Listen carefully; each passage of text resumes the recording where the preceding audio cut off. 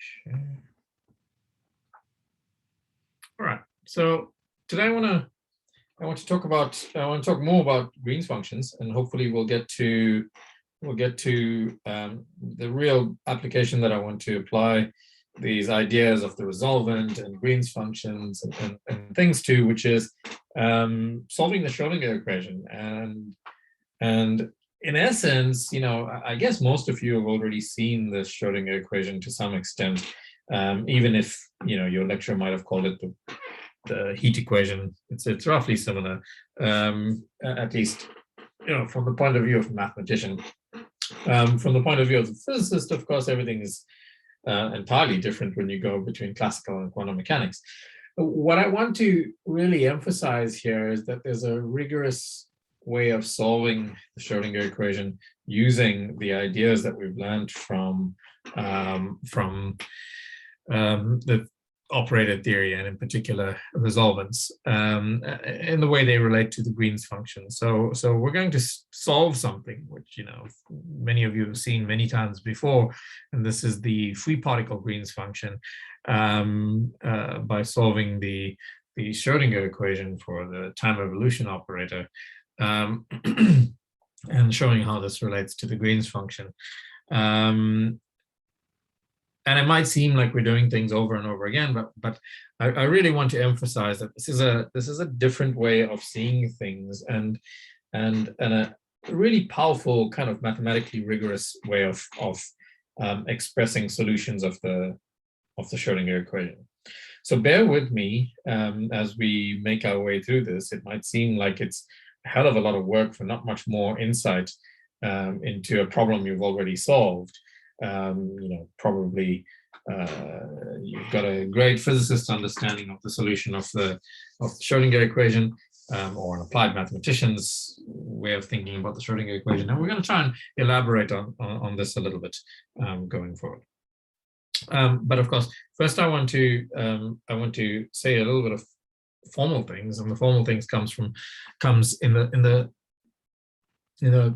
form of understanding how to express in a very precise way the relationship between the resolvent operator and the Green's function, by way of the eigenfunction expansions that we may have learned about before. All right, so let's take a step back. Firstly, let me ask: is there anyone who has any questions? No? Okay, so let's write down. Okay, let's start off and try and be a little bit concrete. So suppose,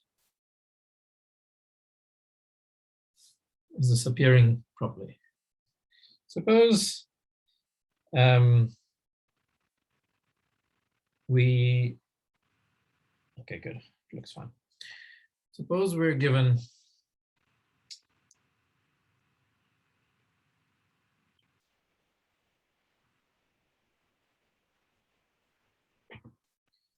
a discrete spectrum.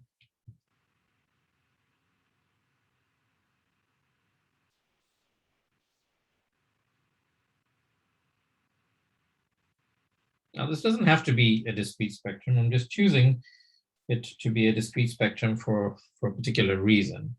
And that particular reason is going to be because I want to work with a special type of operator. So if I have a discrete spectrum sigma of, let's call it L, right? What do you know about the corresponding operator L?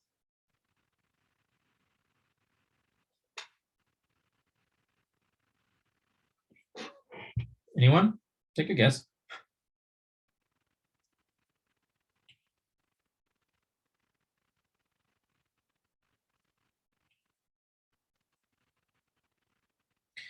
Can you say anything about the corresponding operator?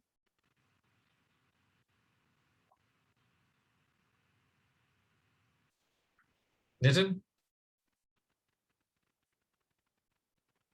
Perhaps that it's a finite dimensional operator. Yeah, possibly, but well, yes, but we're really talking about Green's functions here, so we're not looking at the kinds of operators we want to study are differential operators, right? Okay, I see. All right, let me put you out of your miseries. If I have a discrete spectrum, sigma of L, the corresponding operator, the corresponding differential operator, well, one example of a corresponding differential operator that has such a discrete spectrum is a Sturm-Liouville operator. And the reason I want to work with the Sturm-Liouville operator is because I know a lot of things about the operator and its eigenvalues, and its spectrum, and things like that. Sorry, its eigenvectors and its spectrum. So this would correspond, for example, to a Sturm-Liouville operator.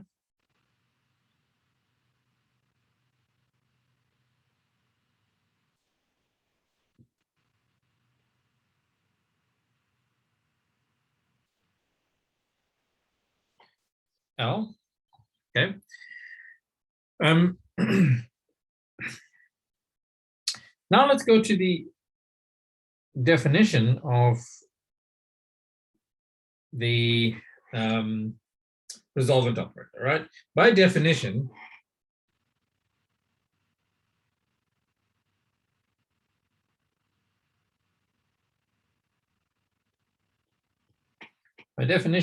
of the resolvent operator associated to L, we will have the following.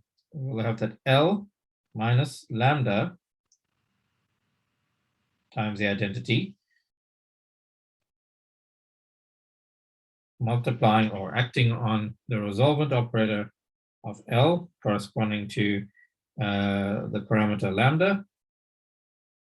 And this must give me the identity.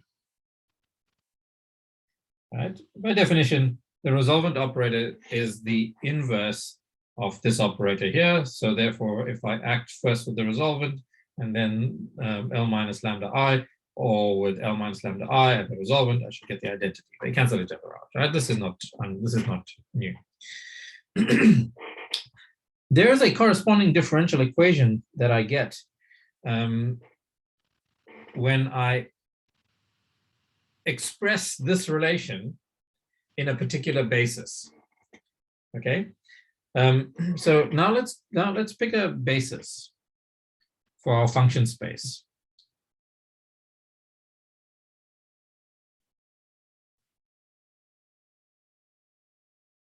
So suppose that the set of objects like this is, I'll call it ket x, and all it is just a basis. It's like a vector, but it's a vector in a function space. So form a basis for our function space. What can we say about this? Then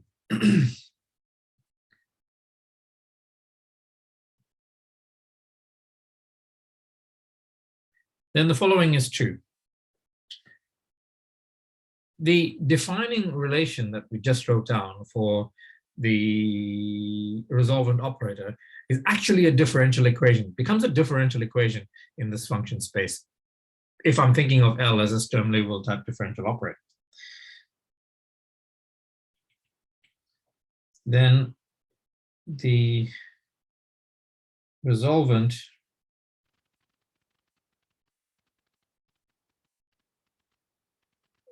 equation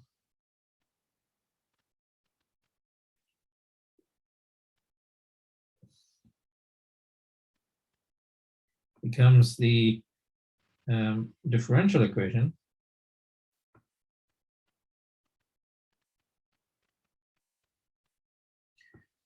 that looks like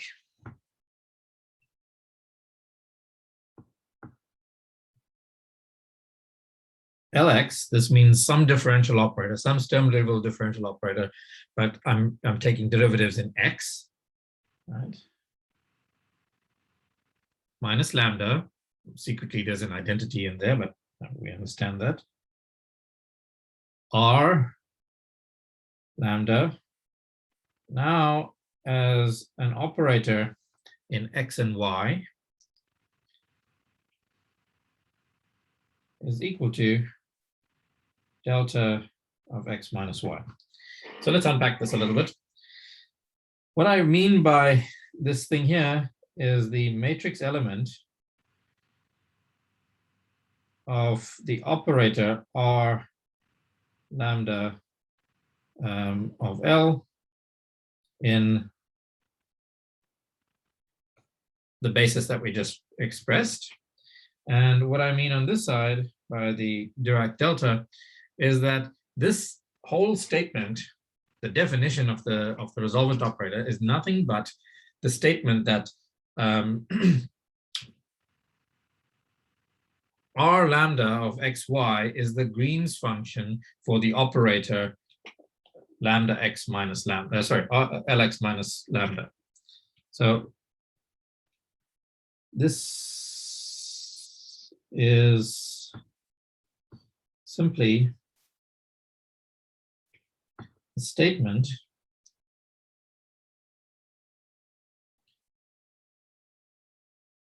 that R lambda of xy is Green's function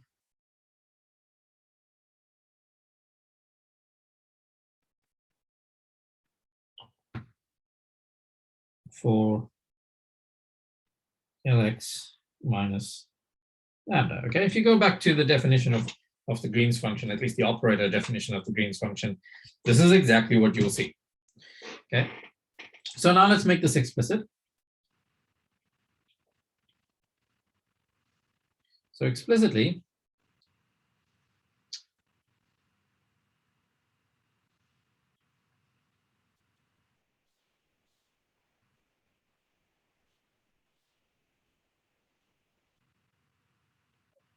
let's set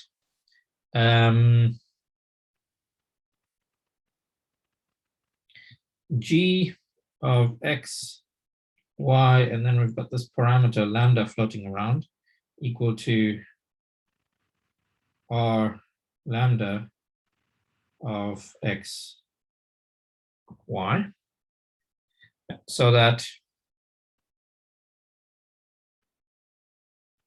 again, the defining expression for the resolvent operator now reads Lx minus lambda g of x, y, lambda equal to delta of x minus y.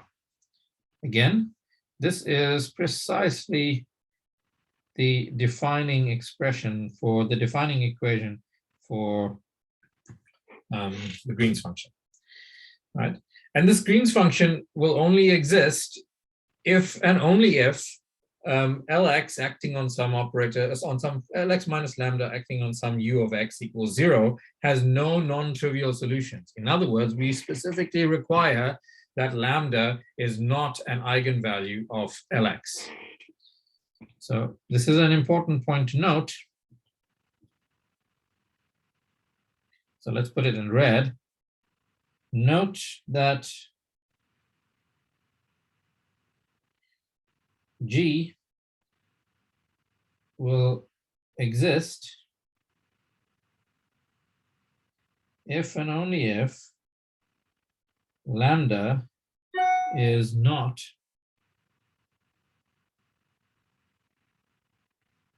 an eigenvalue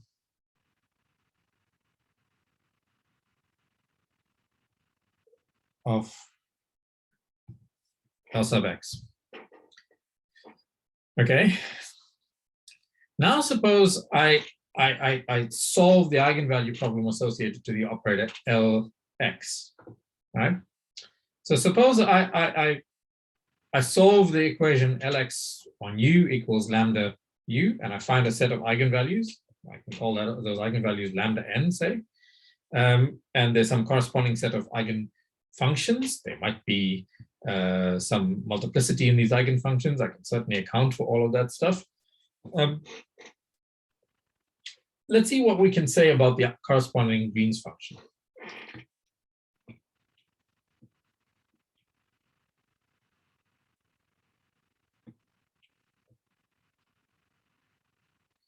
So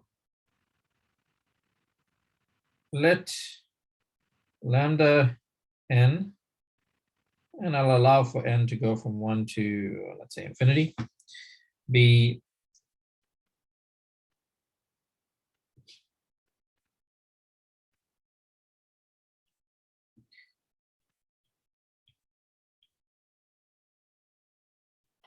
the eigenvalues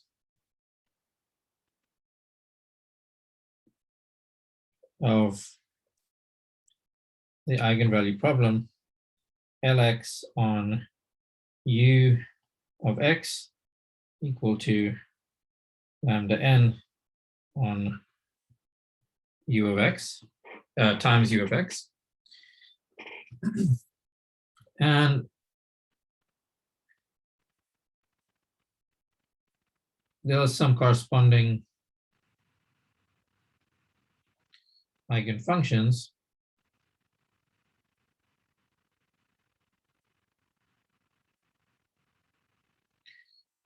u n of x, and these could possibly be degenerate.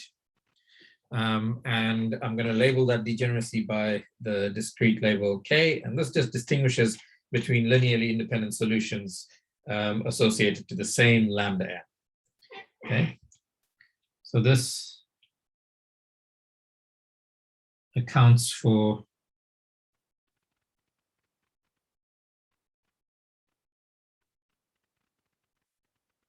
linearly independent solutions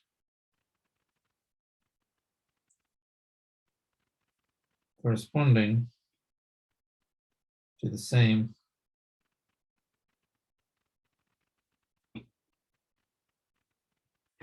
lambda n. Okay, is everybody with me?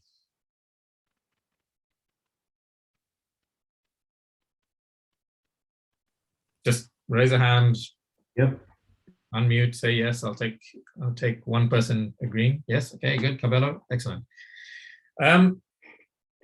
So the thing is that if I have a Sturm-Liouville operator, if Lx is a Sturm-Liouville operator, then this set of functions u, n, k will form a complete basis of functions for all solutions of the differential equation with the same boundary conditions as the u, n, k.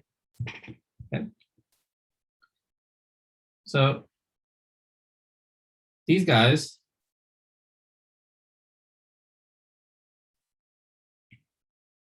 if Lx is Sturm-Liouville, then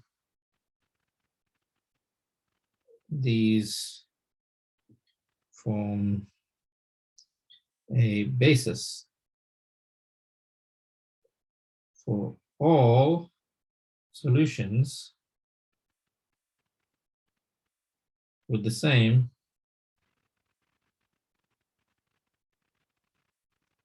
boundary conditions.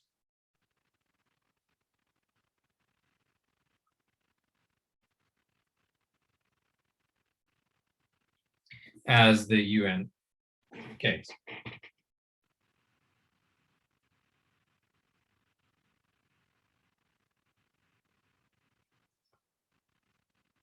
Okay.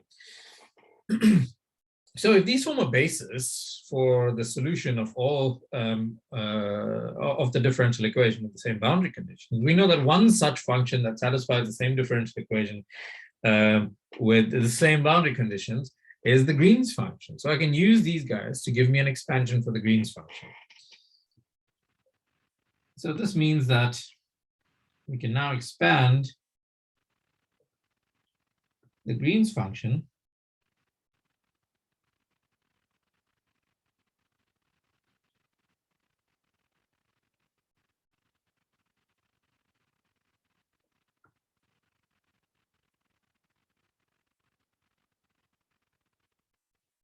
in the same basis.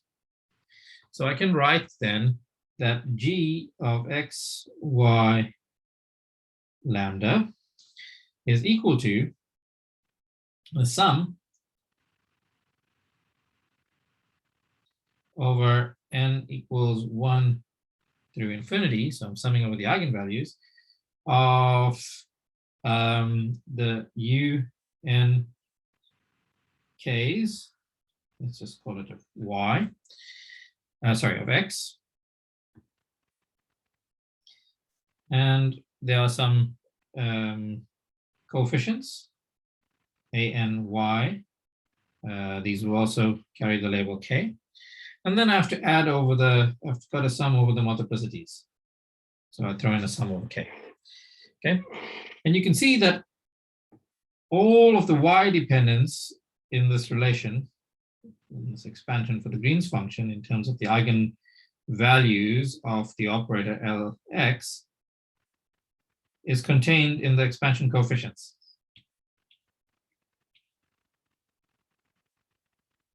So all the y dependence is here.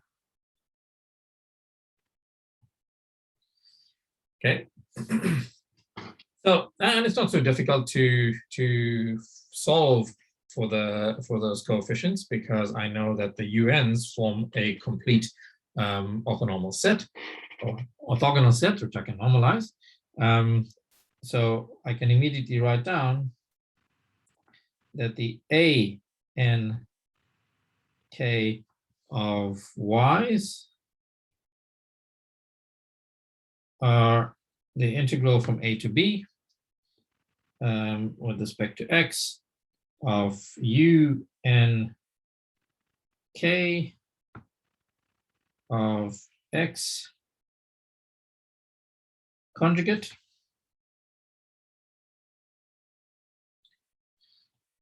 in fact, let's write down conjugates like this, times g of x, y, and lambda. Okay, so I'm just inverting that the above relation. Is everybody with me? Would anybody like me to explain it again? Okay, so let's explore what the consequences of the statement really are. Okay, so what I'm going to do is I'm going to take this last thing that we just wrote down, the expression for the an k of y, and I'm going to multiply by lambda n and see what I get. So it follows then that lambda n times a n k of y is just the integral from a to b of lambda n u n k of y conjugate g of x, y, lambda. Okay. And now I'm going to assume that the lambdas are real. So let's put this assumption in explicitly. So if lambda is real, so that lambda equals lambda conjugate, then I can take the lambda into the conjugation sign and write this thing, sorry, I'm integrating with respect to x here, write this thing as lambda n u n k of y, all of it conjugated, g x y lambda dx. But I know that the lambda n's are eigenvalues and the lambda and the UNs are eigenfunctions associated to the operator Lx, which means that I can write this thing as the integral from a to b of Lx un k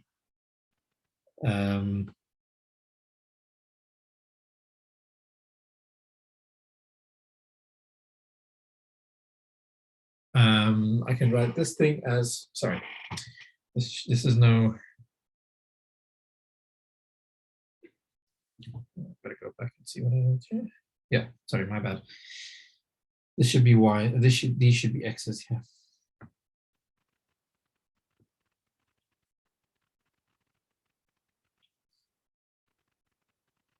Yeah, okay.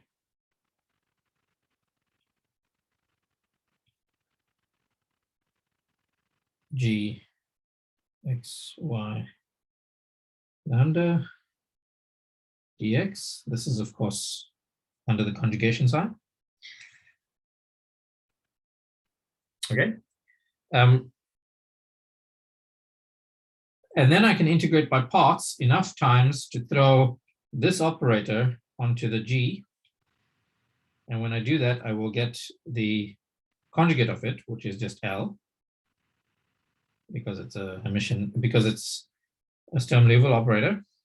So this is just U n k of x conjugated. Try that again. Conjugated Lx acting on G of xy lambda dx, by definition of what the Hermitian conjugate is.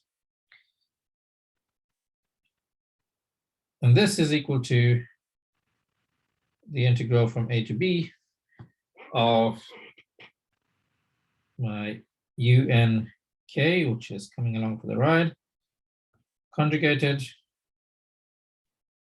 multiplying now delta of x minus y plus lambda times g of x, y, lambda, integrated with respect to x, and that I get from this relation, this highlighted relation here.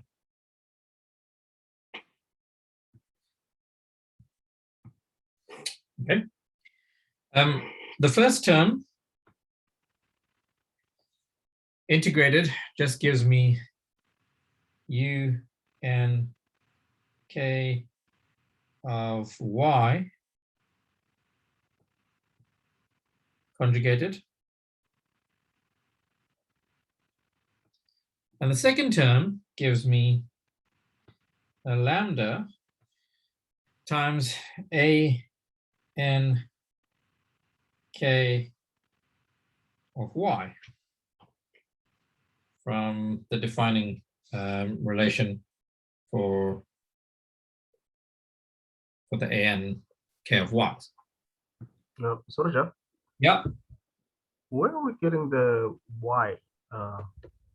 UNK of y. Oh, it's because I am integrating against the delta function, which samples this guy at y. Okay.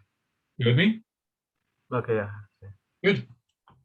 All right, good question. So now on the left-hand side, I have this lambda n a n of y. On the right-hand side, I have a lambda an of y, and then I have this conjugate thing here. So I can take this guy onto this side of the equation, take out a common factor of a n k of y, and solve for the a n k of y. So from here, I can solve, and I'll find that a n k of y is u n k of y conjugate divided by lambda n minus lambda. Okay.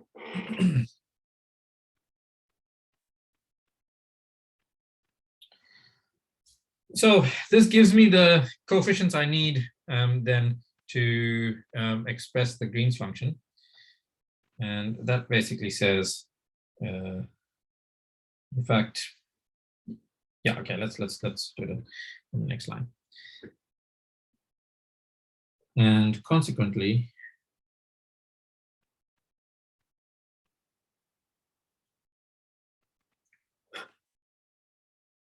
we can write G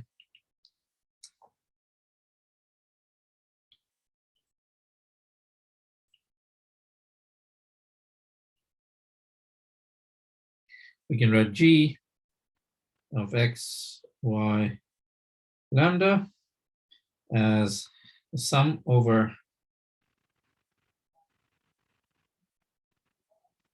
the degeneracies k, sum over n running from 1 to infinity, un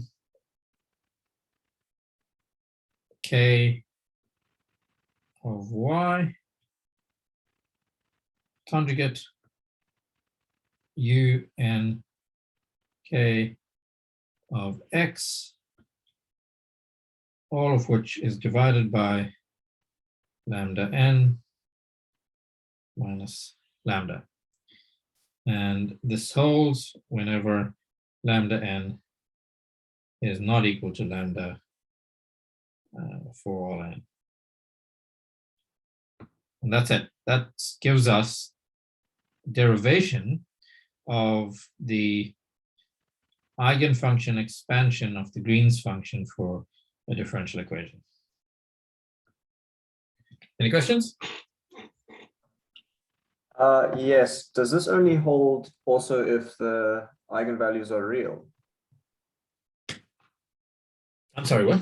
Does this only hold if the eigenvalues are real? Yes, because earlier on there was a step where we assume Correct. lambda equals lambda conjugate. That's correct. Yes, it does. But that's a good question because it allows me to segue into the very next point I want to make, which is now suppose we do what we always do, which is having written down a relation for real lambda. Now let's continue into the complex lambda plate. Okay. So now let's continue lambda. Let's analytically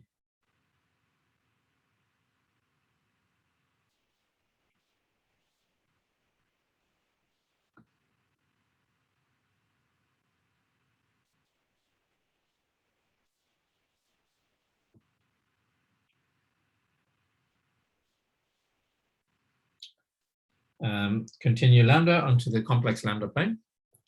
In this case, looking at the expression that we just wrote down, G, let's label it, okay, so G x, y, lambda will have infinitely many but simple poles at each of the lambda ends, and they will all have some residue which you can calculate quite straightforwardly.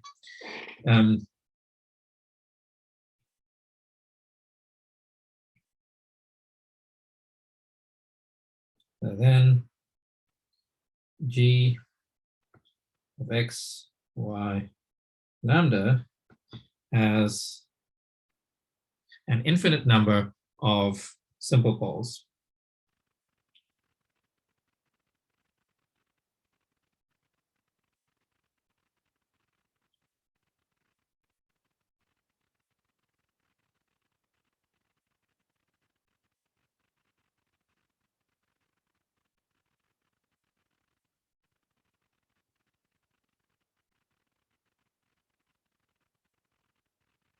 At lambda equal to each of the lambda ends. And these will have residue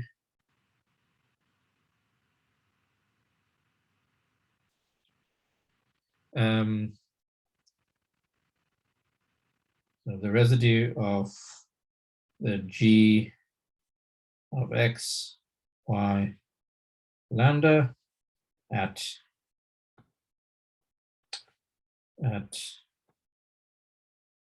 lambda equal to lambda n is simply minus sum over the degeneracies of u n k of y, u n k of x with the first factor complex conjugated. So what does this mean? Well, what it means is that if we integrate g, the Green's function, around some closed contour, let's call it Cm, and I'm using m to label, let's say, the first m of these poles, then I'll get the following.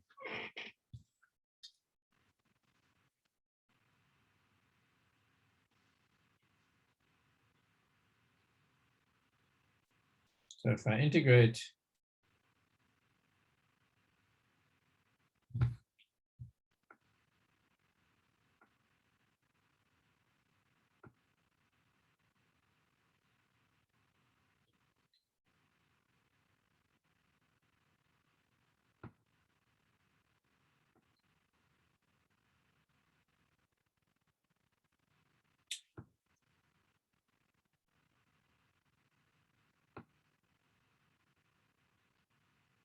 okay, let's take a step back and I can expand on this a little bit. So what I do is the following.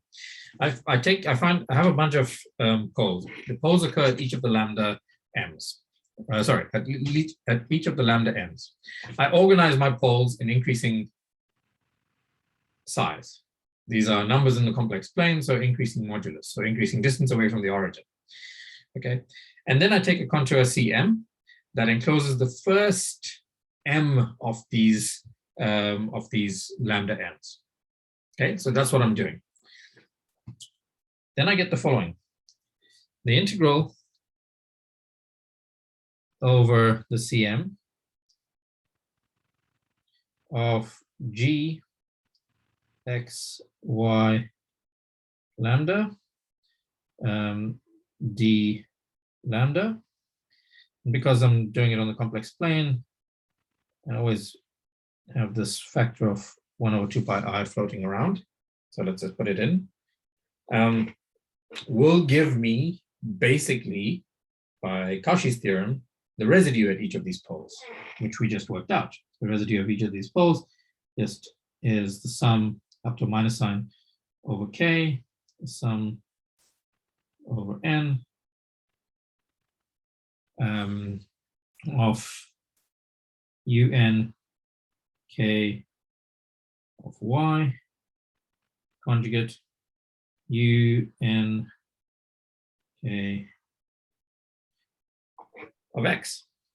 Wait, just to interrupt, do we sum up to infinity or up to m now? Because I thought you said being close. Oh yeah, you're right. You're absolutely right. We sum up to m.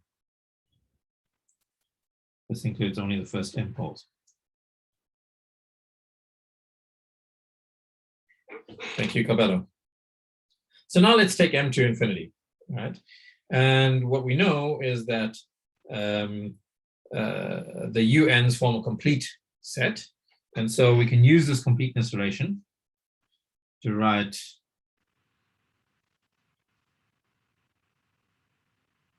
taking the limit m to infinity and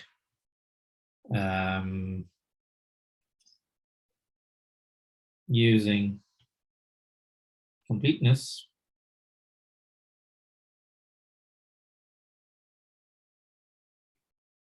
we find that 1 over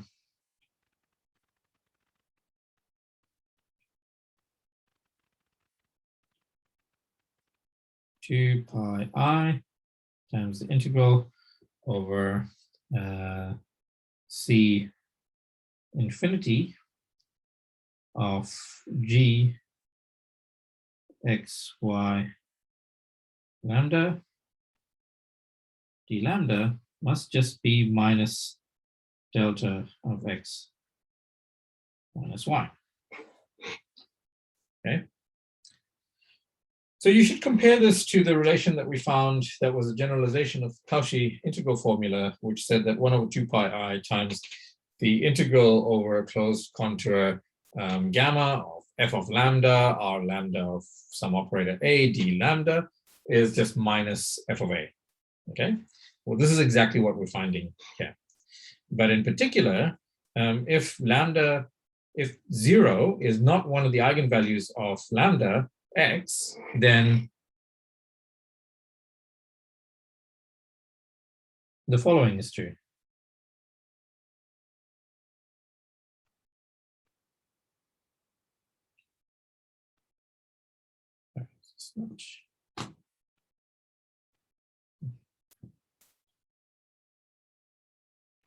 Is not an eigenvalue.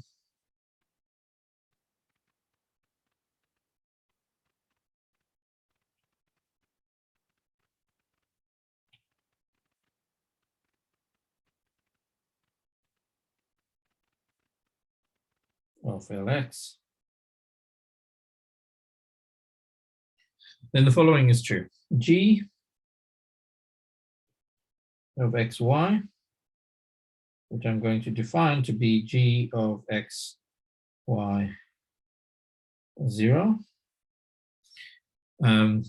is just the sum over k, sum over n from 1 to infinity,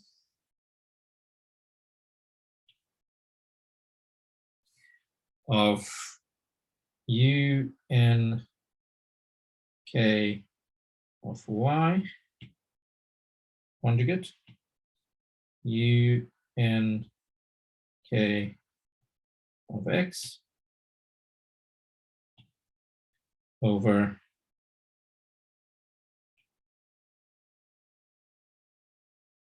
lambda n. Okay. Any questions?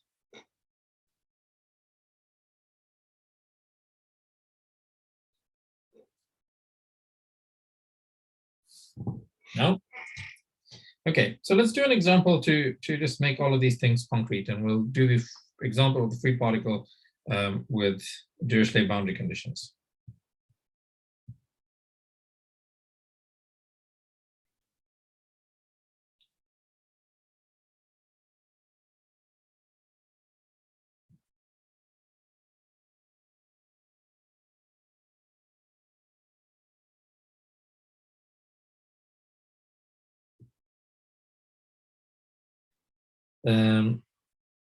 So let's consider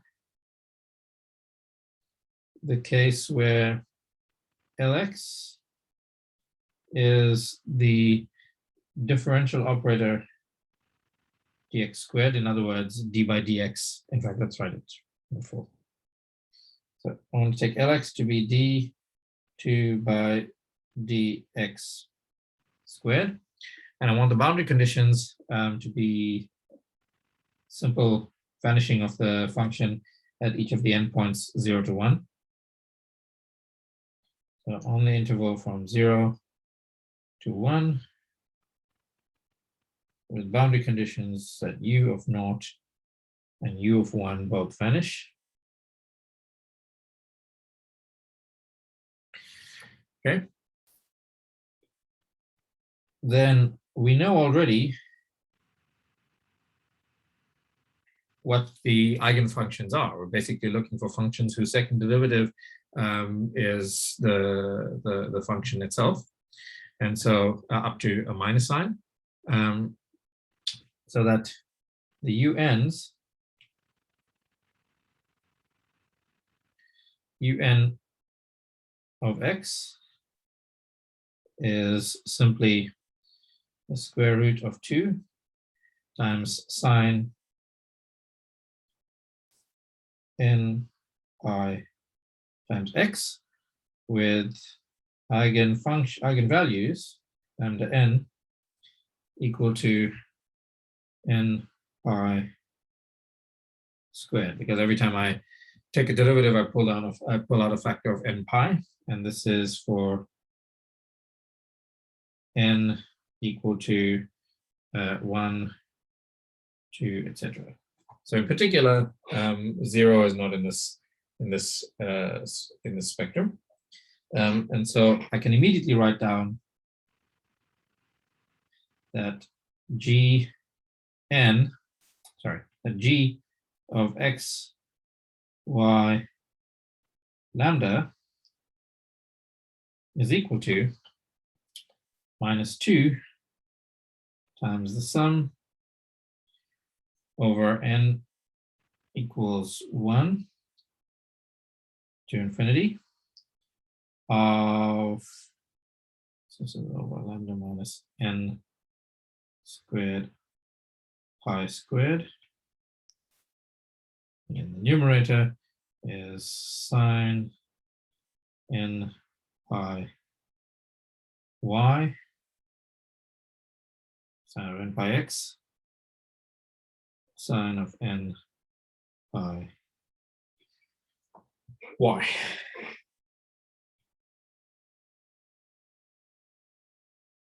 Okay. And what I'd like to, okay, so then let's integrate this. If I integrate,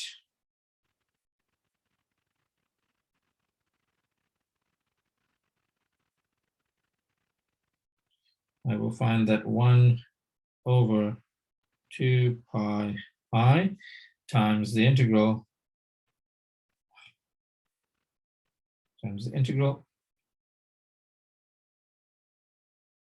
over curve C infinity of g x y lambda d lambda is equal to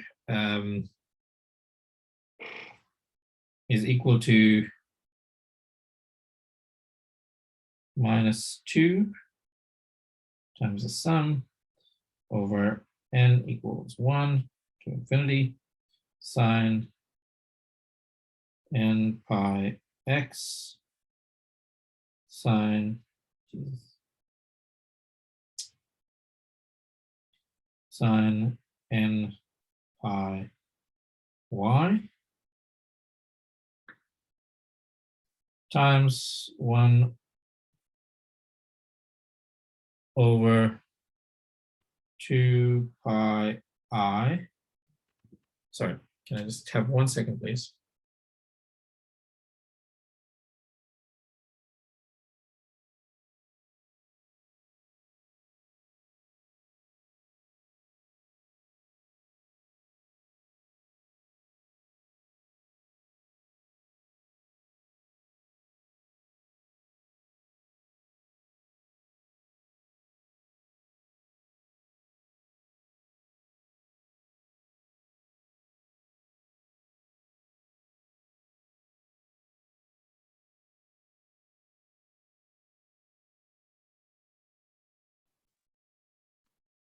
So that's 1 over 2 pi I integral over C infinity of d lambda over lambda minus n squared pi squared, and that's equal to minus delta of x minus y. Okay, very good. Any questions? Cool. So I think let's stop there, partly because my pen is now deeply dysfunctional, and partly because that's a good place to stop. If there aren't any questions, then today being Tuesday, I will see you guys again on Thursday.